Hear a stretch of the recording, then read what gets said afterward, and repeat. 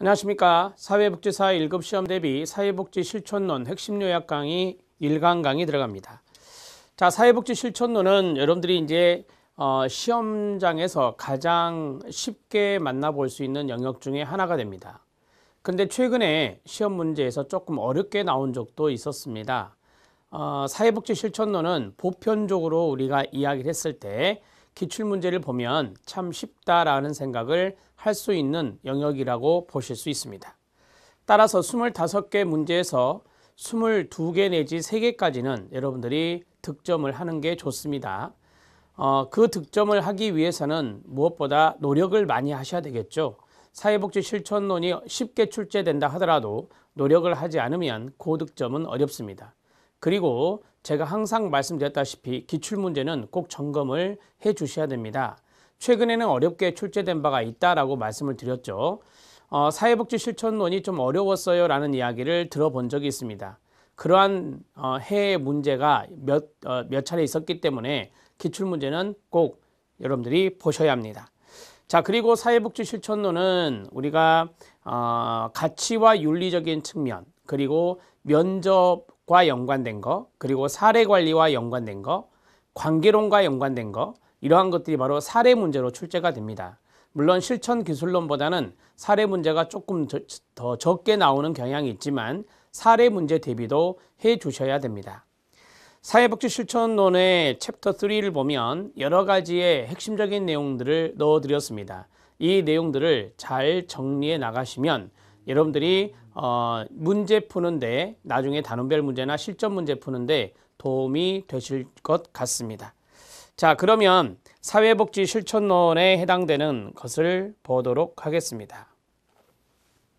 제1강은 사회복지와 사회사업, 사회사업을 영어로 social work이라고 하는데 사회사업을 다른 말로 사회복지 실천이다 이렇게 말합니다.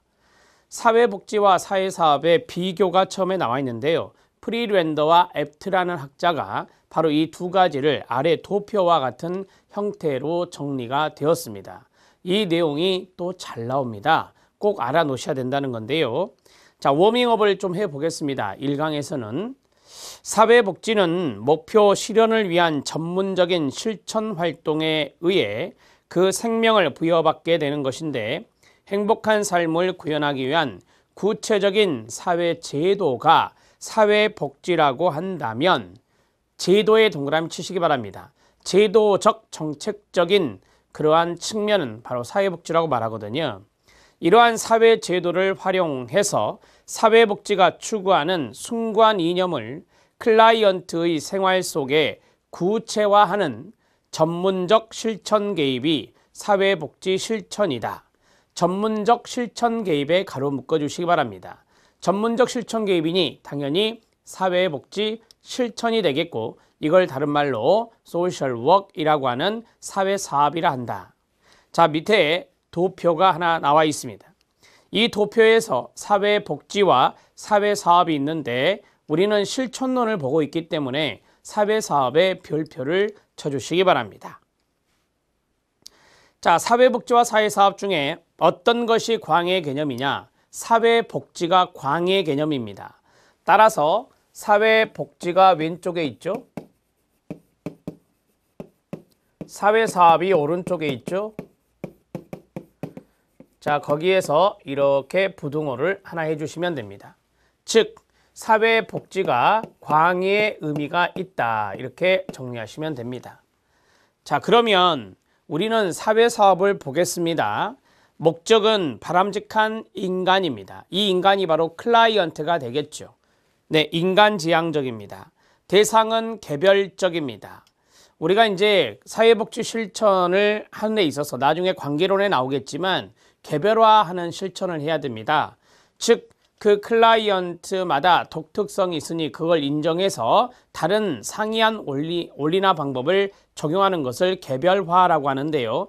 이러한 것들은 대상을 개별적으로 보는 겁니다. 개별적인 차이가 있는 존재로 보는 거죠. 자, 그 다음에 성격은 사후 동그라미, 치료 동그라미, 소극 동그라미, 소비 동그라미 치면 됩니다. 자, 사후 치료는요, 사전 예방보다는 소극적인 개입입니다.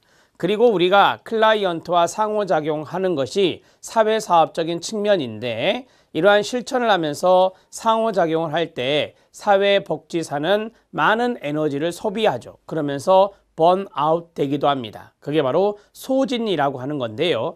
이러한 것들이 바로 소비적이다라는 말을 쓸 수 있는 것이다.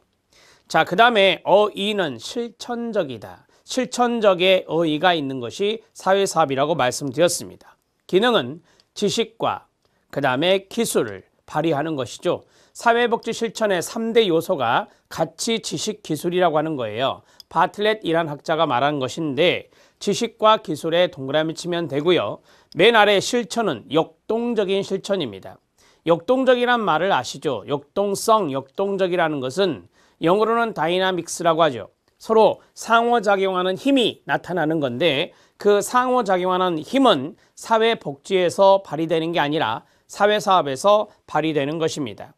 자, 그러면 사회복지를 보도록 하겠습니다. 광의 의미가 있다 그랬으니까 이쪽은 바람직한 사회가 됩니다. 사회의 동그라미요. 환경지향적이라 말하고요. 대상은 일반적입니다. 일반적이란 말을 좀 쉬운 말로 하면 모든 국민입니다. 그 다음에 성격은 좀 더 적극적인 거예요. 제도나 정책적인 측면이니까 사전예방이고요. 적극적이고요. 생산적이라는 말을 해요. 어의는 이상적입니다. 쉽게 말씀드릴게요. 이상적인 사회입니다. 이상적인 사회를 실현하고자 하는 것이 바로 사회복지거든요. 그 다음에 제도적, 정책적, 제도 동그라미, 정책 동그라미 치면 되고요. 실천은 고정적이다. 이 고정적이라고 하는 것은 우리가 이제 제도나 정책이 잦은 변경을 하면은 좋지 않다라고 하거든요. 물론 변경이 되긴 됩니다. 그러나 실천보다 사회사업보다는 고정적인 그러한 실천이다. 이렇게 이야기할 수 있습니다. 자, 그러면 사회복지와 사회사업의 비교를 맞췄는데요. 제가 이제 먼저 쭉 말씀드리면서 이해를 시켜드렸습니다. 그러면 지금부터 사회복지와 사회사업의 비교에서 사회사업적인 측면의 키워드를 적고 넘어가겠습니다. 소셜워크이라고 하는 사회사업은 사회복지 실천이라고 말할 수 있습니다. 실천적인 측면이다 라고 정리하시면 됩니다. 자, 키워드를 밑으로 씁니다. 바람직한 인간입니다.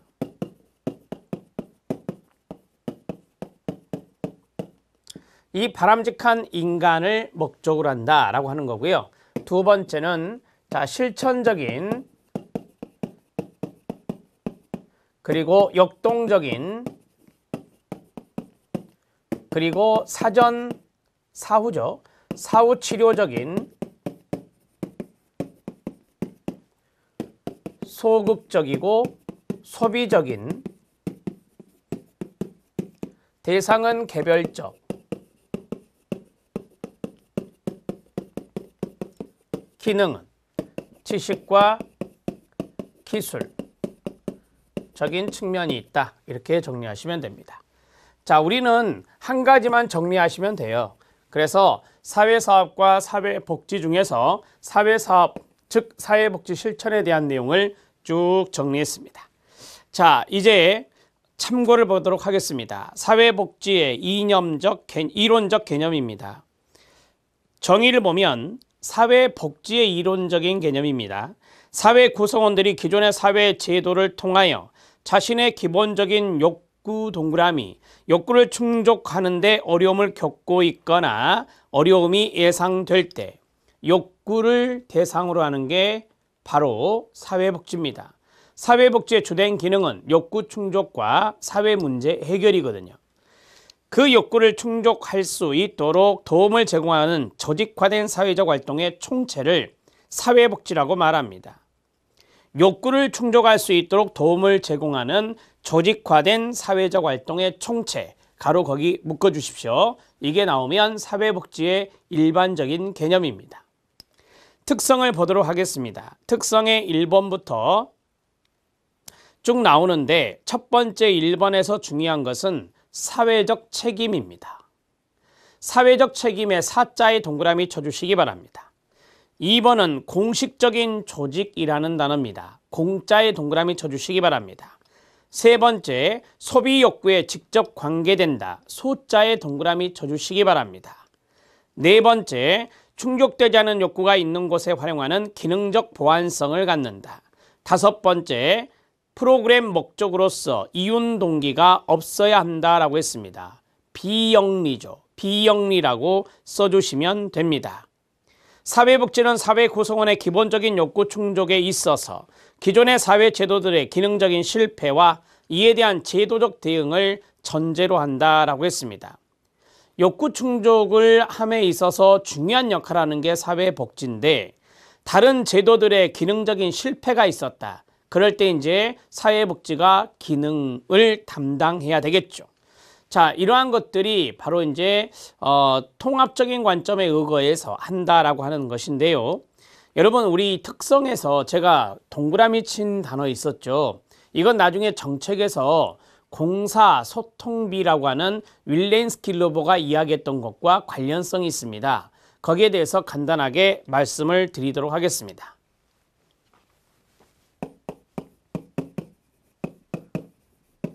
사회복지의 기준이라고 하는데요. 사회복지의 기준에서 윌렌스키와 르보, 윌렌스키와 르보는 공사소통비 이렇게 해서 5가지를 이야기하게 되는데 암기법입니다. 첫 번째는 공식성이라고 하는 겁니다. 사회복지라고 하는 것은 비공식적인 측면보다 공식적인 조직에 의거해서 나타나는 활동이다. 그 다음에 두 번째는 사회적인 책임입니다. 사회복지라고 하는 것이 바로 개인적인 책임이라기보다는 사회적인 책임에 의거해서 하고요. 그 다음에 소비 욕구의 충족입니다. B자입니다. 소비 욕구의 충족, 소비 욕구의 충족에 관심이 있습니다. 사회복지 활동이라고 하는 것은 인간에게는 소비적 욕구라는 게 있는데 그러한 것들을 충족시켜 주는데 관심이 있습니다. 생존권을 보장하는 것이죠. 그 다음에 통합적 관점이라 합니다. 통합적 관점에서 접근하고요. 그 다음에 영리를 추구하지 않는 비영리 추구입니다. 이렇게 해서 5가지를 윌렌스키-로버가 이야기를 했었는데요. 이 내용들을 팁으로 좀 적어 놓으시면 도움이 되겠습니다. 이거는 정책에서나 실천에서나 나올 수 있는 건데 주로 나오는 영역은 정책론입니다.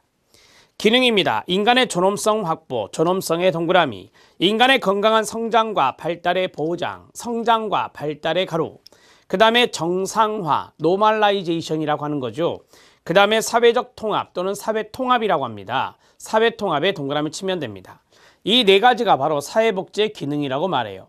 사회복지 기능은 크게 말하면 인간과 사회입니다. 그래서 인간에 대한 존엄성 확보, 인간의 건강한 성장과 발달 보장, 그 다음에 사회를 보면 사회통합, 사회통합의 전제 조건은 정상화입니다. 노멀라이제이션. 자, 지역사회 보호를 기반으로 해서 많은 장애인들이 비장애인들과 지역사회에서 함께 보통생활을 영위하는 것, 이런 것들을 바로 정상화라고 하거든요. 이러한 정상화가 잘 이루어졌을 때 사회통합은 가능할 수 있기 때문입니다. 자, 그 다음에 현대 공급주체의 변화입니다. 여러분들이 알다시피 공급주체는 사회복지기관을 공급주체라고 합니다. 자, 그렇다면 첫 번째 자조적 생활 원리의 강조입니다. 여러분들이 알다시피 자조라고 하는 것을 강조하고 있죠. 자조의 대표적인 것이 자활이라고 하는 거죠. 그러한 것들을 강조하고 있고요. 그 다음에 2번 사회복지 공급주체의 다원화만 동그라미요. 사회복지 공급주체가 많아지고 있습니다. 영리기관뿐만 아니라 비영리기관도 있고요. 자, 이러한 것들이 바로 이제 복지다원주의와 연관성이 있죠. 복지다원주의라고 써주시면 좋겠습니다. 자, 사회복지 공급체계의 지방분권화입니다. 지방분권화 가로쳐 주시면 됩니다. 지역사회 보호를 강조하고 있다는 측면으로 생각하시면 됩니다. 마지막 공급주체의 자유재량권이 확대되었습니다. 자유재량권 확대, 오른쪽에다가 축소 X라고 쓰시면 됩니다. 여러분들이 알다시피 많은 규제가 완화되었습니다. 탈규제화 시대예요. 따라서 이 사회복지 공급주체, 즉 기관의 자유재량권은 확대되고 있다. 이렇게 정리하시면 됩니다. 4가지는 여러분들이 이해하시면 되는 겁니다. 자, 그 다음에 주요 사회제도의 기능이 있습니다. 이거는 길버트와 스펙트라는 학자가 이야기한 것 중에 하나인데요. 지역사회의 기능이라고도 합니다. 지역사회에는 여러 가지 제도들이 있는데 그 제도마다 어떠한 기능이 있는가 그것들을 이야기하고 있는 건데요. 먼저 암기법을 소개하겠습니다. 바로 위에 써주시기 바랍니다. 가족, 사회화, 종교, 통합, 정치, 통제, 경제, 소생분, 마지막입니다. 복지, 부조입니다. 이렇게 해서 암기법을 하나 써놓으시면 도움이 됩니다. 앞에 있는 내용은 제도고요. 뒤에 있는 것은 기능입니다. 제가 말씀을 좀 드리겠습니다. 가족 제도는 사회화 기능이 있다는 거. 종교 제도는 이거 사회 통합입니다. 정치 제도는 이거 사회 통제입니다. 사회 통제는 질서 유지와 연관성이 있습니다. 자, 그 다음에 경제는 뭐겠습니까? 소비, 생산, 분배를 말합니다. 복지는 뭘까요? 네, 상부, 상조, 상호, 부조를 말합니다. 상부, 상조의 기능이 있는 것이 바로 사회복지제도의 기능이다. 이렇게 정리하시면 됩니다. 이 내용을 여러분들이 쭉 알아놓으면 연결 문제나 사례 문제 대비할 수 있고 지역사회 복지론에도 출제되었습니다. 주요 사회제도의 기능에 가족은 출산, 사회화, 보호, 친밀관계, 정서적 지원인데 사회화가 키워드예요. 종교제도는 영적 성장 및 발달, 사회통합, 키워드는 사회통합이에요. 그 다음에 경제제도는 재화의 생산, 분배, 소비, 그 다음에 교환, 고용인데 생산, 분배, 소비가 중요한 단어예요.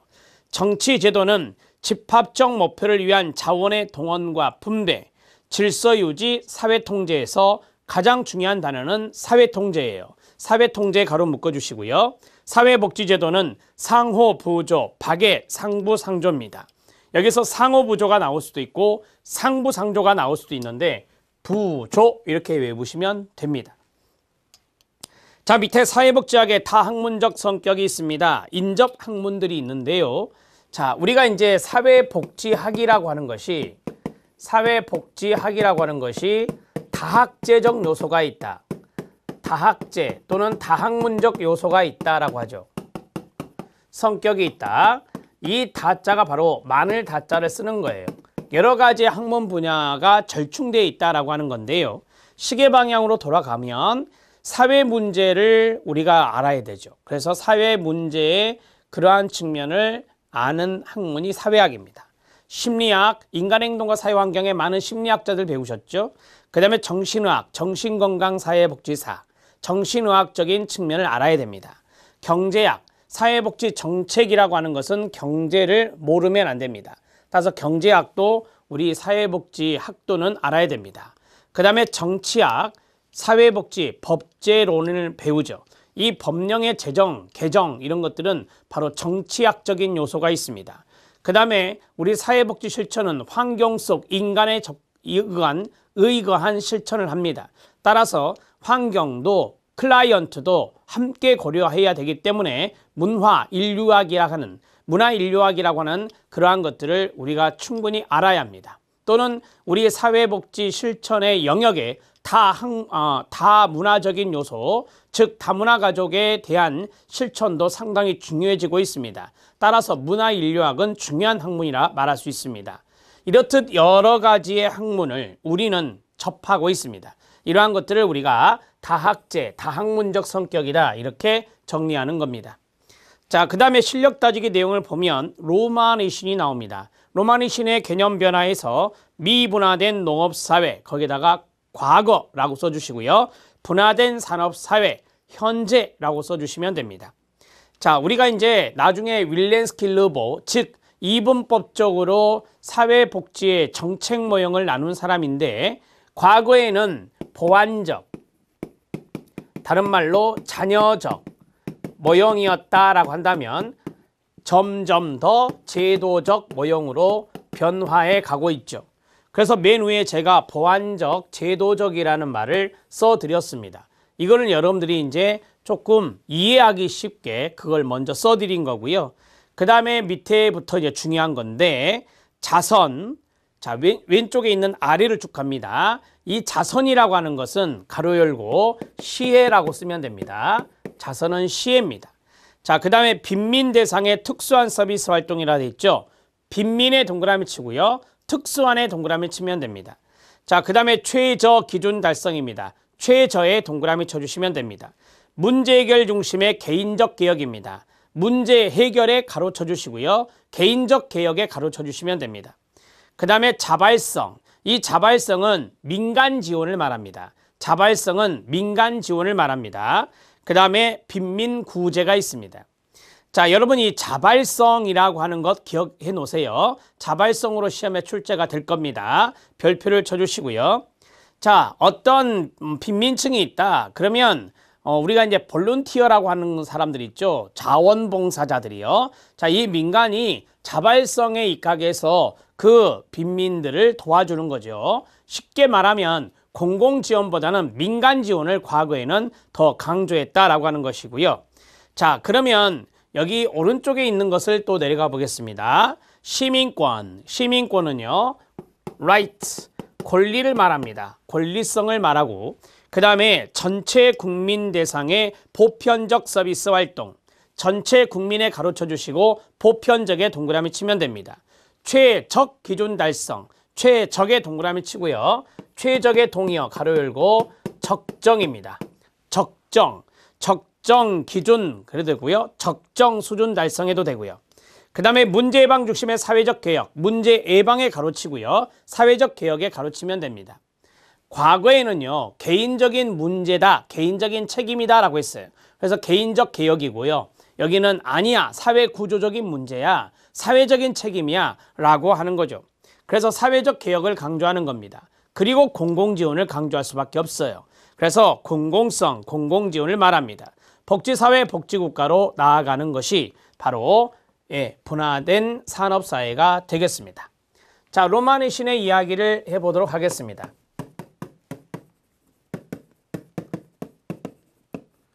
자, 로마니 신의 사회복지 개념 변화 또는 패러다임의 변화라고 하는데요.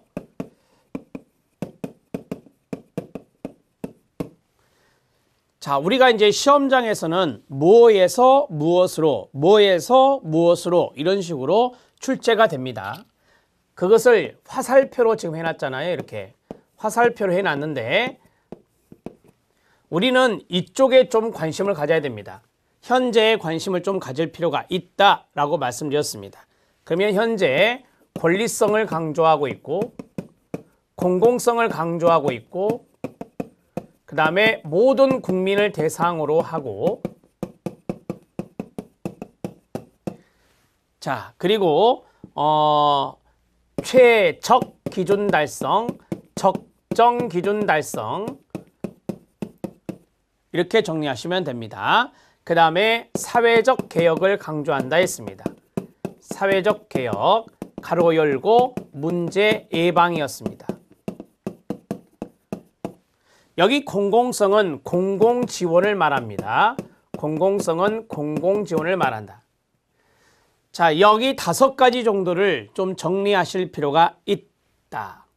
여기 있는 권리성은 시민권을 말한다 그랬죠. 그럼 이쪽에는 뭐가 나오느냐? 자선에서 권리성, 자선에서 시민권이 됩니다. 자, 여기는 자발성에서 공공성이다.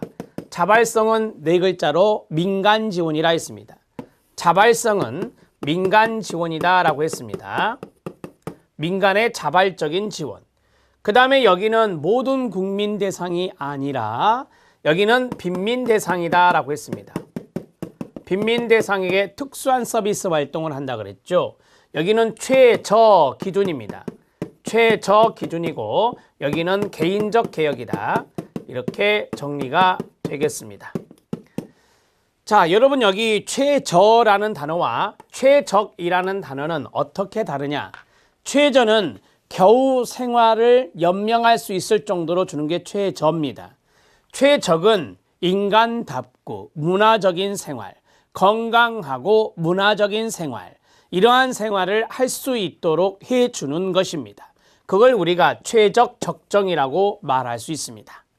자, 정리가 됐습니다. 이제 사회복지 실천의 목적과 기능으로 넘어가도록 하겠습니다. 사회복지 실천의 목적이 4가지가 쭉 나와 있습니다.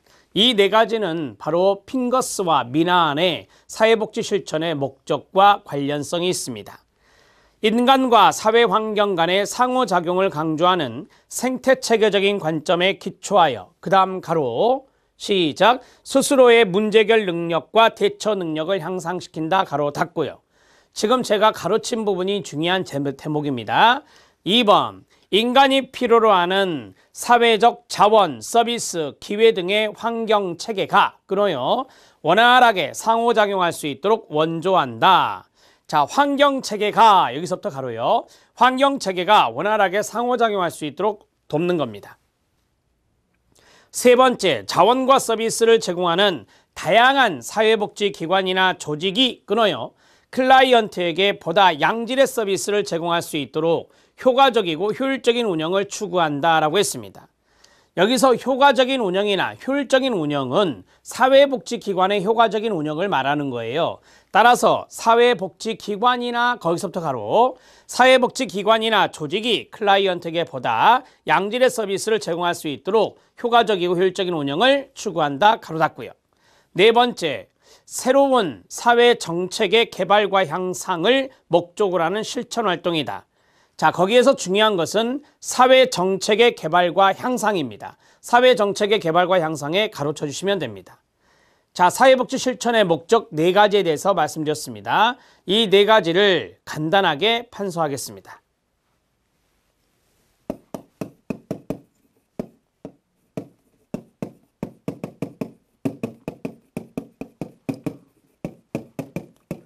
자, 사회복지 실천의 목적도 시험에 잘 등장하는 겁니다. 클라이언트 스스로 문제 대처하도록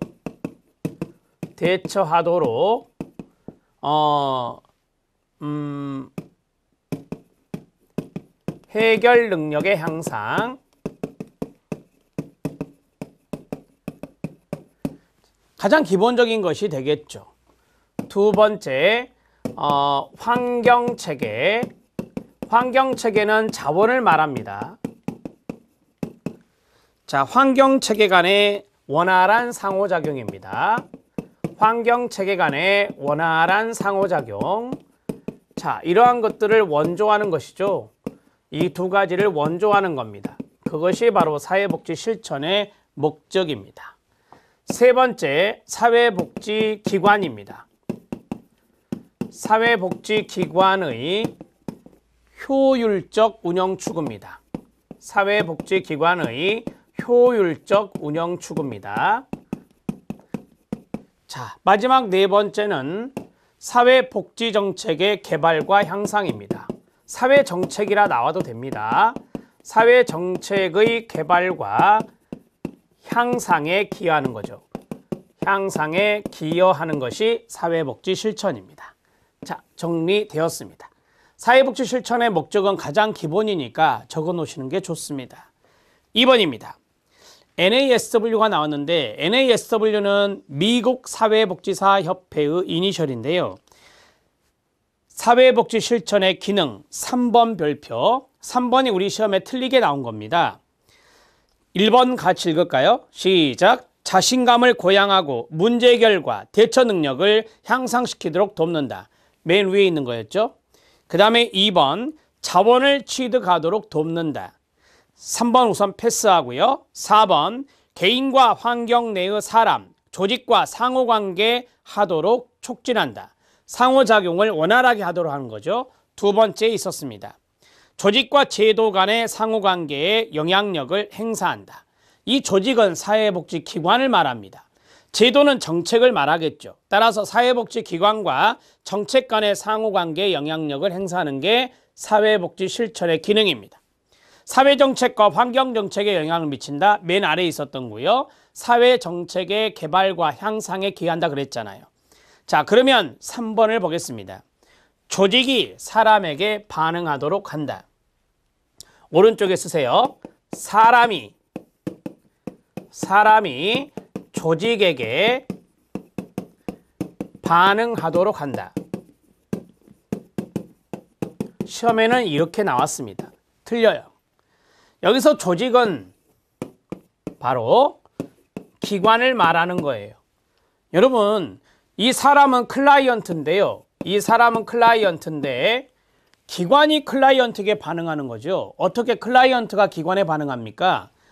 바로 기관이 클라이언트에게 반응하는 거예요. 이렇게 반응하는 것이 바로 사회복지 실천이에요. 실천의 주체가 바로 기관이기 때문입니다. 조직이 사람에게 반응하도록 한다. 꼭 기억해 주시기 바랍니다. 자, 기출문제 확인학습 보겠습니다. 별표를 쳐주시기 바랍니다. 미시적 수준, 거시적 수준, 중간적, 중시적 수준이라고 합니다. 미시를 마이크로, 그 다음에 거시를 매크로, 그 다음에 중간을 또는 중시를 메조라고 말합니다. 자, 미시적 수준의 실천은 저기 결론부터 말씀드리죠. 밑줄 친 부분을 잘 보세요. 그게 핵심 포인트입니다. 미시적 수준의 실천은 개인의 가장 친밀한 상호작용 과정에서 개입하는 사회복지사의 활동입니다. 대개 클라이언트와 1대1의 관계를 갖는 거죠. 개인의 심리 사회적 상태, 부모 자녀 관계, 부부 관계, 동료와의 관계, 기타 가족 구성 간의 관계 등의 문제가 있을 경우, 그 다음 가로 클라이언트와 문제 해결 과정에 사회복지사가 개입하여 클라이언트와 1대1의 별표, 1대1로 만나 클라이언트의 문제 해결을 지원하는 활동이 여기에 해당됩니다. 클라이언트를 직접 만나서 이루어지기 때문에 직접 실천이라고 부릅니다. 직접 실천의 동그라미입니다. 2번입니다. 거시적 수준입니다.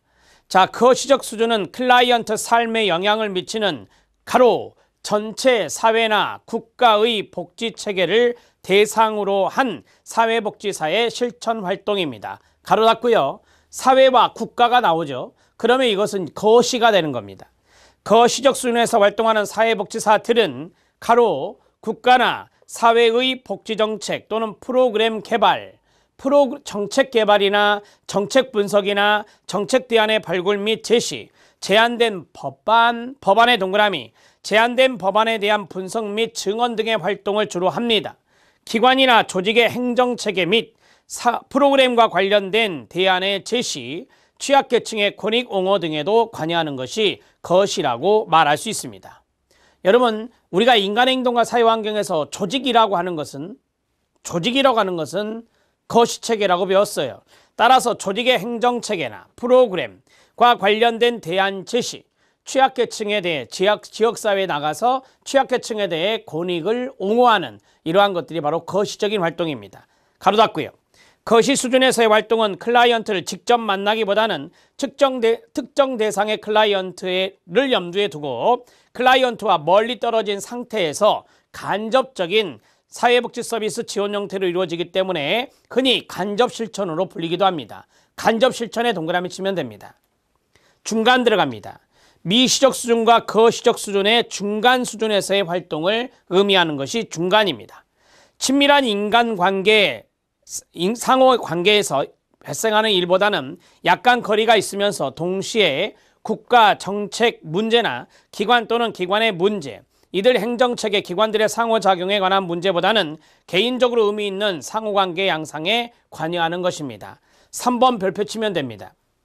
대개 이 중간 수준은 우리가 연계, 중간다리 역할을 하는 거 있죠. 그런 것들과 좀 연관성이 있다라고도 보시면 됩니다. 지역사회 자원을 발굴해서 연계하는 활동, 이런 것들이 바로 이제 중간 수준이 됩니다. 거기에 별표, 지역사회 자원을 발굴해서 클라이언트에게 연결한다 그랬어요. 클라이언트는 1대1 뭐예요? 미시. 지역사회에 있는 자원 발굴은 뭐예요? 거시. 이것을 연결했으니까 이 두 가지 사이에 있는 거예요. 그래서 중시라고 말합니다. 자조 집단, 여기서 중요한 단어는 집단이에요. 집단의 동그라미, 이 집단은 소집단인데 소집단이 바로 중간, 중시가 되는 거예요. 자조 집단 및 치료 집단의 조직 운영 등의 활동을 통한 사회복지 실천이 여기에 해당됩니다. 자, 그러면 클라이언트, 책의 크기에 따라 구분 보겠습니다.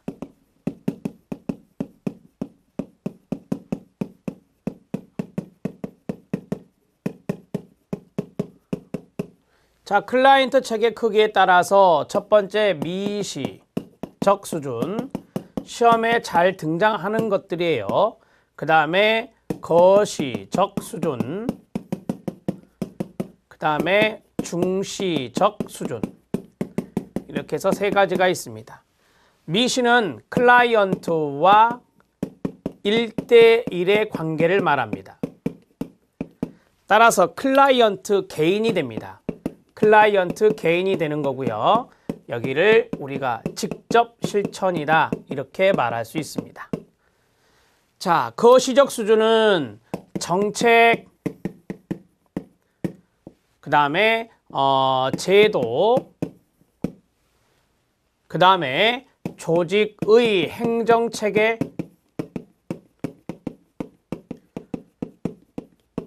자, 이러한 것 등을 말합니다.